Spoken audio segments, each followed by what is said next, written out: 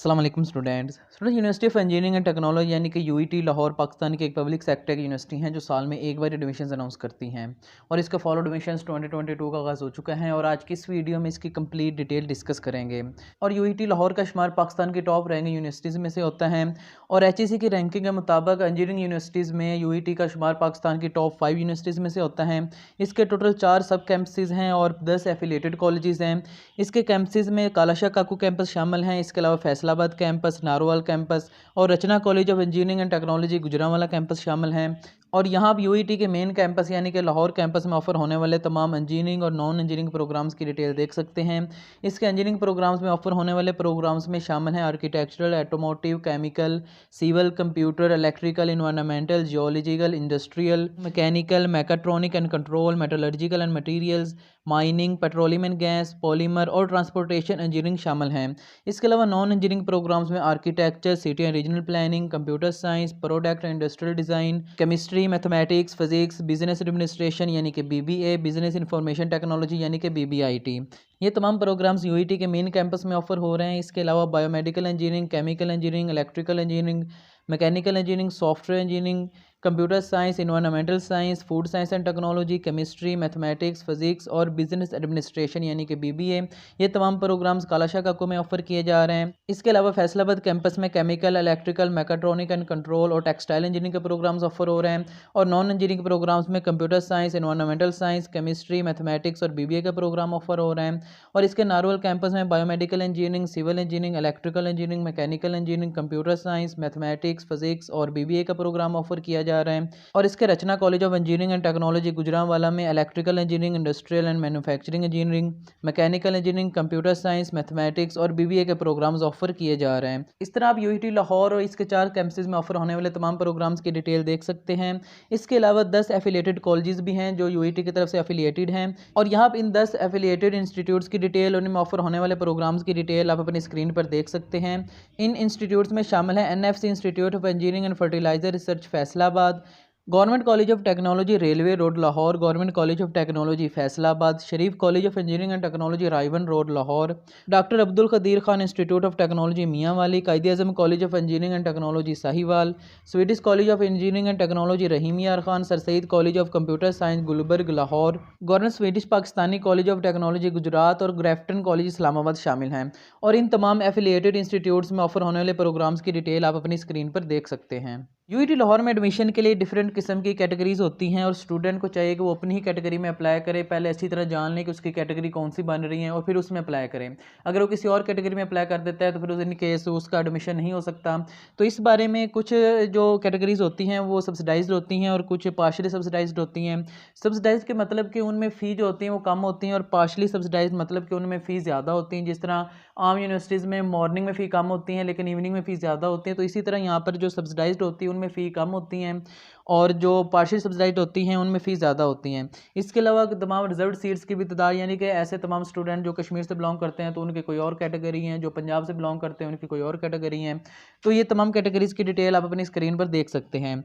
तो इसमें A1 category जो है वो उसमें ऐसे तमाम स्टूडेंट अप्लाई कर सकते होते हैं जो पंजाब के डोमिसाइल होल्डर्स हों और ये ओपन मेरिट की सीट्स होती हैं और ये सब्सिडाइज्ड होती हैं। A1M भी ओपन मेरिट की सीट्स होती हैं और इसमें पंजाब डोमिसाइल होल्डर्स ही अप्लाई कर सकते होते हैं, लेकिन ऐसे स्टूडेंट जो एफएससी प्री मेडिकल से बिलोंग करते हों ये भी सब्सिडाइज्ड कैटेगरी में आती हैं। इसके अलावा A2 ओपन मेरिट होती हैं, इसमें पंजाब के डोमिसाइल होल्डर्स ही अप्लाई कर सकते होते हैं और ये पार्शियल सब्सिडाइज्ड होती हैं। इसके अलावा A2M जो है ये भी ओपन मेरिट होती हैं और इसमें पंजाब के मेडिकल के प्री मेडिकल के स्टूडेंट्स अप्लाई कर सकते होते हैं और ये पार्शियली सब्सिडाइज्ड होती हैं। इसी तरह सिंध के स्टूडेंट्स के लिए B कैटेगरी होती हैं, बलोचिस्तान के स्टूडेंट के लिए C कैटेगरी होती हैं, KPK के स्टूडेंट्स के लिए D, आज़ाद जम्मू कश्मीर के लिए E1, आज़ाद जम्मू कश्मीर के लिपा वैली से बिलोंग करने वाले स्टूडेंट्स के लिए E1 और नॉर्थन एरिया से बिलोंग करने वाले स्टूडेंट्स के लिए E2 और फॉरेन कंट्री से बिलोंग करने वाले स्टूडेंट्स के लिए H1 कैटेगरी होती हैं और ये तमाम कैटेगरीज भी सब्सिडाइज्ड होती है और इनमें फ़ी कम होती हैं। इसी तरह H2 में ऐसे स्टूडेंट्स अप्लाई कर सकते होते हैं जो अफगान नेशनल्स हों, H3 में इंडियन हेल्ड कश्मीर से बिलोंग करने वाले स्टूडेंट्स अप्लाई कर सकते होते हैं, H4 में कल्चरल एक्सचेंज, H5 में श्रीलंकन नेशनल्स और J1 और J2 कैटेगरीज में आर्म फोर्सेस के चिल्ड्रन ही अप्लाई कर सकते होते हैं। लेकिन इन दोनों कैटेगरीज़ में डिफरेंस ये होता है कि J1 कैटेगरीज़ में सिर्फ ऐसे स्टूडेंट्स ही अप्लाई कर सकते होते हैं जो नॉन कमीशन ऑफिसर्स के चिल्ड्रन होते हैं, और J2 कैटेगरी में ऐसे स्टूडेंट्स अप्लाई कर सकते होते हैं जो कमीशन ऑफिसर्स के चिल्ड्रन होते हैं, यानी कि गेस्टेड ऑफिसर्स के चिल्ड्रन होते हैं। और J1 कैटेगरी सब्सिडाइज्ड होती हैं, जबकि J2 कैटेगरी पार्शियल सब्सिडाइज्ड है। इसके अलावा के फाटा के स्टूडेंट्स के लिए, एल साउथ सेंट्रल पंजाब के स्टूडेंट्स के लिए, MUET एम्प्लॉयज़ के लिए, एन इंजीनियर्स के लिए, NM नॉन मुस्लिम्स के लिए, O एलोमनाई के लिए, P BTech के लिए, और D डेरा गाजी खां के स्टूडेंट्स और राजनपुर के स्टूडेंट्स के लिए होती हैं। इसके अलावा R कैटेगरी लिया और बखर के स्टूडेंट्स के लिए, S ओवरसीज़ पाकिस्तानीज़ के लिए, SF सेल्फ फाइनेंस या फॉरेन या डुअल नेशनल्स के लिए, T डिसेबल्ड स्टूडेंट्स के लिए, U1 बाल या फाटा के स्टूडेंट्स के लिए, U2 भी फाटा के स्टूडेंट्स के लिए होती हैं। इसमें R और SF कैटेगरी जो होती हैं वो सब्सिडाइज्ड होती हैं, जबकि S कैटेगरी पार्शियल सब्सिडाइज्ड है।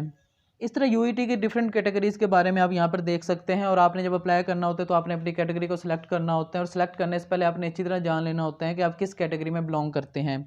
और इसके अलावा फिर आपने अप्लाई कैसे करना है, तो उसका तरीका भी आप यानी कि थर्ड कॉलम में देख सकते हैं। थर्ड कॉलम में हर कैटेगरी के लिए बताया हुआ है कि वो स्टूडेंट्स कैसे इसमें अप्लाई कर सकते हैं। और यहाँ आप यूईटी में एडमिशन के लिए एलिजिबिलिटी कंडीशंस देख सकते हैं, यानी कि ऐसे स्टूडेंट जिन्होंने एफएससी या इंटर में मैथमेटिक्स, फिजिक्स या केमिस्ट्री का सब्जेक्ट यानी कि एफएससी प्री मेडिकल के स्टूडेंट्स जो होते हैं वो यूईटी की तरफ से ऑफर होने वाले तमाम प्रोग्राम्स में अप्लाई कर सकते होते हैं। और ऐसे स्टूडेंट जो मैथमेटिक्स, फिजिक्स और कंप्यूटर साइंस से बिलोंग करते हैं, यानी कि आईसीएस से बिलोंग करते हैं, तो ऐसे स्टूडेंट सिर्फ computer science, computer engineering, software engineering, architecture, city and regional planning, product and industrial design, mathematics, physics, BBA और बीबीआईटी में ही सिर्फ अप्लाई कर सकते होते हैं। और ऐसे स्टूडेंट जिन्होंने इंटर में मैथमेटिक्स, फिजिक्स और स्टेटिस्टिक्स पढ़ा होता है तो वो architecture, city and regional planning, product and industrial design, mathematics, physics और बीबीए और बीबीआईटी के प्रोग्राम्स में एडमिशन ले सकते होते हैं। और ऐसे स्टूडेंट जो बायो, फिजिक्स और केमिस्ट्री जिन्होंने पढ़ा हो, यानी कि एफएससी प्री मेडिकल के स्टूडेंट, तो वो सिर्फ biomedical engineering, chemistry, physics, environmental science, food science and biotechnology, BBA और बीपीआईटी के प्रोग्राम्स में ही सिर्फ एडमिशन ले सकते होते हैं। और इनके अलावा ऐसे स्टूडेंट जो एफए और आईकॉम वगैरह से बिलोंग करते हैं तो वो सिर्फ बीबीए और बीबीआईटी के प्रोग्राम्स में ही अप्लाई कर सकते होते हैं। इसके बाद अगर हम इसके मजीद एलिजिबिलिटी कंडीशंस डिस्कस करें तो इसमें सिर्फ ऐसे कैंडिडेट्स ही अप्लाई कर सकते होते हैं जिन्होंने एफएससी या अपने इंटरमीडिएट और इसके इक्विवेलेंस में एटलीस्ट 60% मार्क्स गेन किए हो, तो सिर्फ वही इसमें अप्लाई कर सकते होते हैं। और ऐसे स्टूडेंट जो इंजीनियरिंग, आर्किटेक्चर या कंप्यूटर साइंस के प्रोग्राम्स में एडमिशन लेना चाहते हैं तो इसके लिए उनकी ज़रूरी है कि उन्होंने ई कैट लाजमी दिया और ई कैट भी इस साल वाला दिया हो, यानी कि 2022 वाला, पिछले साल वाला ई कैट एक्सेप्टेबल नहीं होगा। यूईटी की तरफ से ऑफर होने वाले प्रोग्राम्स में डिप्लोमा होल्डर्स भी अप्लाई कर सकते होते हैं, जिनकी डिटेल आप अपनी स्क्रीन पर यहाँ देख सकते हैं। यानी कि ऐसे स्टूडेंट जिन्होंने इलेक्ट्रिकल इंजीनियरिंग में एडमिशन लेना चाहते हैं तो उन्होंने ज़रूरी है कि दिए गए डिप्लोमाज में से किसी एक में डिप्लोमा किया हो। यानी कि ऐसे स्टूडेंट जिन्होंने electrical, telecommunication, electronics, avionics, instrumentation, information technology, यानी कि इन तमाम दिए गए डिप्लोमास में से अगर स्टूडेंट कोई एक डिप्लोमा किया है तो वो बीएससी इलेक्ट्रिकल इंजीनियरिंग में अप्लाई करने के लिए एलिजिबल होता है। इसी तरह बीएस कंप्यूटर इंजीनियरिंग में एडमिशन के लिए ज़रूरी होता है कि स्टूडेंट दिए गए तमाम डिप्लोमास में से कोई डिप्लोमा किया हो, और इसकी डिटेल भी आप अपनी स्क्रीन पर देख सकते हैं। और बीएस कंप्यूटर साइंस की भी डिटेल आप अपनी स्क्रीन पर देख सकते हैं। इस तरह के तमाम प्रोग्राम्स की डिटेल देख सकते हैं जिनमें डिप्लोमा होल्डर्स अप्लाई कर सकते होते हैं। और यहाँ आप यूईटी की तरफ से ऑफर होने वाले प्रोग्राम्स का मेरिट फार्मूला देख सकते हैं, यानी कि ऐसे नॉन इंजीनियरिंग प्रोग्राम्स जिनमें एडमिशन के लिए ई कैट की रिक्वायरमेंट नहीं होती तो उसमें शामिल हैं BBA, BBIT, chemistry, environmental sciences, mathematics और फिजिक्स। यानी कि इन प्रोग्राम्स में एडमिशन के लिए ई कैट की रिक्वायरमेंट नहीं है, और ई कैट की भी रिक्वायरमेंट नहीं है, और इसके अलावा किसी दूसरे इंडी टेस्ट की रिक्वायरमेंट नहीं है, यानी कि यूसेट की रिक्वायरमेंट भी नहीं है। और इसमें आपके जो मेरिट फार्मूला होता है वो कंप्लीट आपके इंटरमीडिएट के मार्क्स ही होते हैं। यानी कि ऐसे स्टूडेंट जो अगर मैथमेटिक्स में एडमिशन लेंगे तो उनका जो मेरिट फार्मूला होगा उसमें सिर्फ और सिर्फ आपके इंटर के मार्क्स इंक्लूड होंगे। और ऐसे स्टूडेंट जो इंजीनियरिंग प्रोग्राम्स में एडमिशन लेना चाहते हैं या आर्किटेक्चर जो कि 5 ईयर का प्रोग्राम है उसमें एडमिशन लेना चाहते हैं तो उसके लिए 70% वेटेज आपके एफएससी के मार्क्स की होगी, जबकि 30% वेटेज आपके एंट्री टेस्ट यानी कि ई कैट की होगी।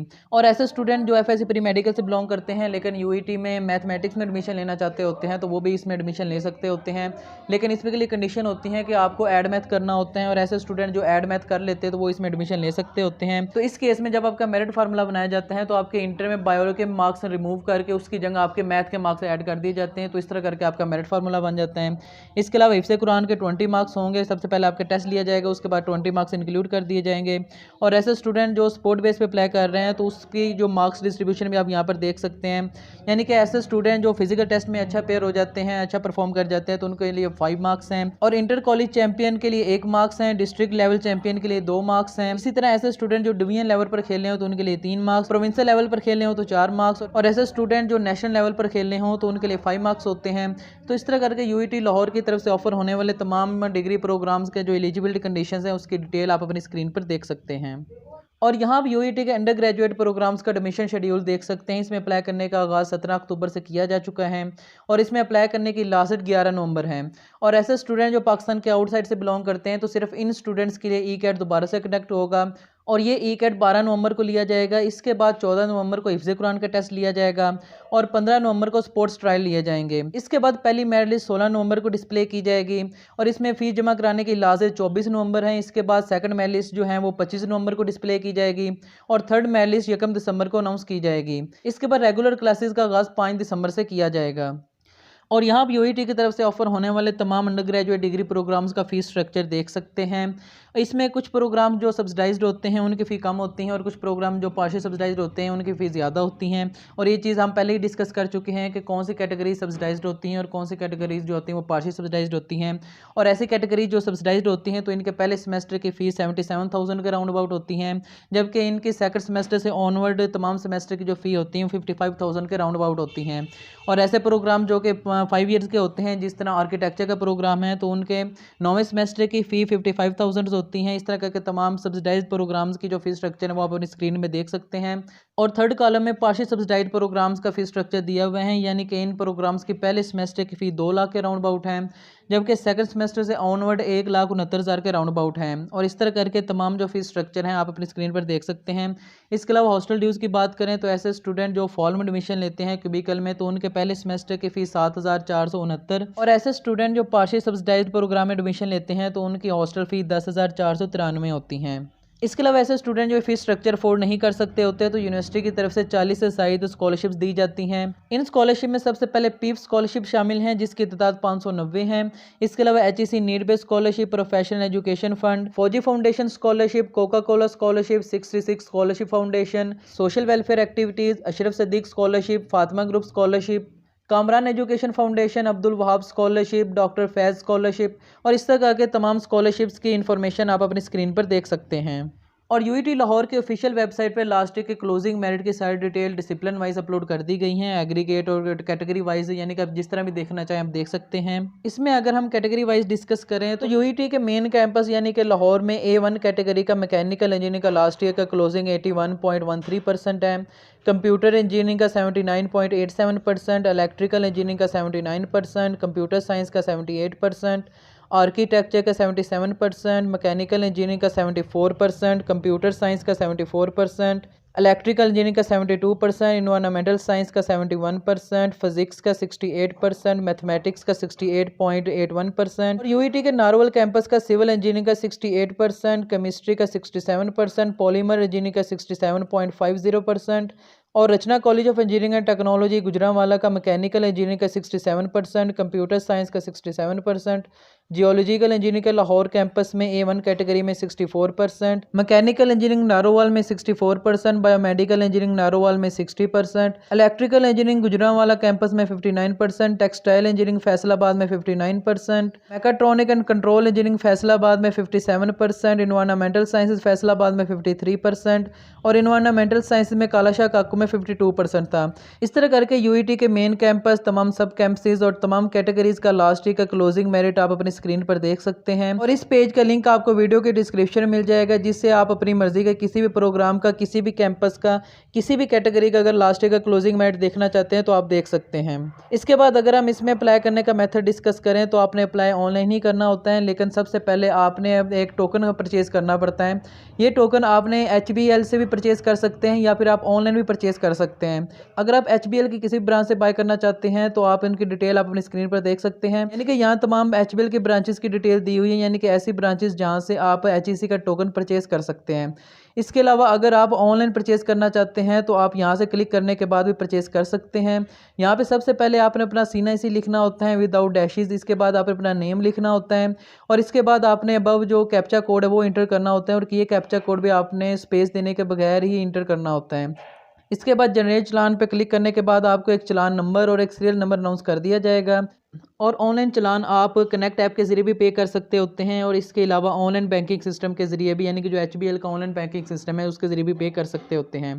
टोकन परचेज़ करने के बाद आपने वापस इस पेज पर आना होता है और अगर आप तो एंट्री टेस्ट के बेस पर अप्लाई कर रहे हैं, यानी कि ऐसे प्रोग्राम जिनके लिए एंट्री टेस्ट की रिक्वायरमेंट होती है तो आपने यहाँ पर क्लिक करना होता है, और ऐसे प्रोग्राम जिनके लिए ई कैट की रिक्वायरमेंट नहीं होती तो आपने यहाँ पर क्लिक करना होता है। तो इसके बाद आपके सामने ये पोर्टल ओपन हो जाएगा। यहाँ सबसे पहले आपने अपना टोकन नंबर लिखना होता है। इसके बाद आपने अपना एंट्री टेस्ट का रोल नंबर लिखना होता है, अगर आप इन केस के अगर आप एंट्री टेस्ट के बेस पर अप्लाई कर रहे हैं। इसके बाद आपने अपना डेट ऑफ बर्थ लिखना होता है, CNIC लिखना होता है, और इसके बाद आपने खुद को रजिस्टर कर लेना होता है। इसके बाद कुछ सिंपल से स्टेप हैं जो आपने कंप्लीट करने के बाद आपके ऑनलाइन अप्लाई करने का प्रोसीजर कंप्लीट हो जाएगा। इसमें सबसे पहले आपने अपनी पर्सनल इन्फॉर्मेशन देनी होती है, पिक्चर अपलोड करनी होती है, एकेडमिक इन्फॉर्मेशन देनी होती है। इसके अलावा आपने अपनी प्रेफरेंसेस बतानी होती हैं कि आप जिन प्रोग्राम से अप्लाई कर रहे हैं तो उसमें आपकी पहली प्रेफरेंस कौन सी है, दूसरी कौन सी है, तीसरी कौन सी है। और इसके बाद आपने अपने डॉक्यूमेंट्स अपलोड करने होते हैं और इसके बाद आपके अप्लाई करने का प्रोसीजर कंप्लीट हो जाता है। इसके अलावा किसी भी फर्दर इन्फॉर्मेशन के लिए आप यूनिवर्सिटी से डायरेक्ट भी रब्ता कर सकते हैं और फर्दर एजुकेशन अपडेट के लिए आप हमारा व्हाट्सएप ग्रुप ज्वाइन कर सकते हैं, जिसका लिंक आपको नीचे वीडियो के डिस्क्रिप्शन में मिल जाएगा।